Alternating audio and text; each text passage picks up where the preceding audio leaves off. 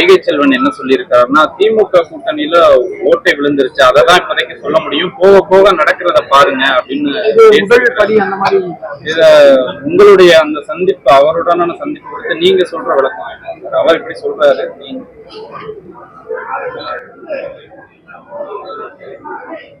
நட்பின் அடிப்படையில் அந்த சந்திப்பு நிகழ்ந்தது, அவ்வளவுதான். அண்மையிலே ஒரு நிகழ்வில் நாங்கள் பங்கேற்கக்கூடிய ஒரு வாய்ப்பு அமைந்தது.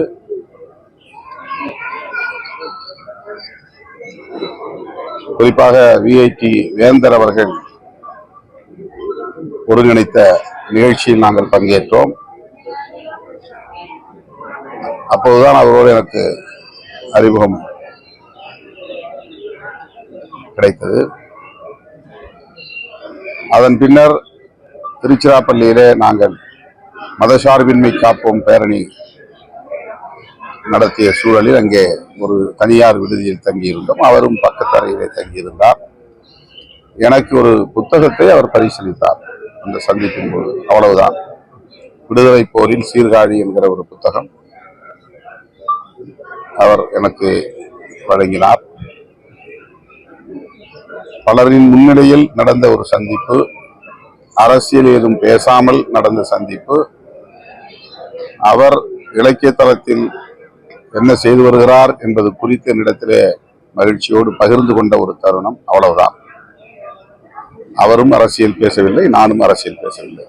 சார், அவர் இப்படி சொல்றதுக்கு காரணம் ஒருவேளை உங்களுடைய கூட்டணியில சலசலப்பு உண்டு பண்ணுன்றதுக்காக சொல்லாருன்னு நீங்க எடுத்துக்கலாம். அது எனக்கு தெரியாது, அவர் ஏன் அப்படி சொன்னாருன்னு தெரியல. அதுக்கு அவர் தான் மீண்டும் விளக்கம் சொல்லணும். 2026 சட்டமன்ற தேர்தல் ஆட்சியிலும் பங்கு வந்து விசிக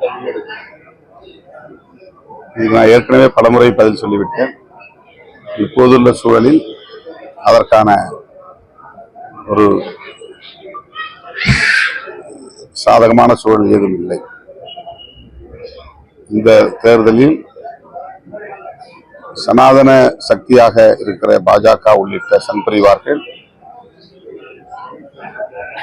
அதிமுகவோடு சேர்ந்து வலிமை பெற முயற்சிக்கிற சூழலில் அதனை முறியடிக்க வேண்டும் என்பதில் தான் நாங்கள் உறுதியாக இருக்கிறோம்.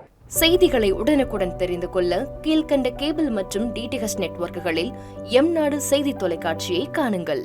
பாதகம் செய்பவரை கண்டால் நாம் பயம் கொள்ளலாகாது பாப்பா. மோதி மிதித்துவிடு பாப்பா, அவர் முகத்தில் உமிழ்ந்துவிடு பாப்பா. அண்மை செய்திகளை உடனுக்குடன் தெரிந்து கொள்ள இணைந்திருங்கள் எம்நாடு தொலைக்காட்சியுடன்.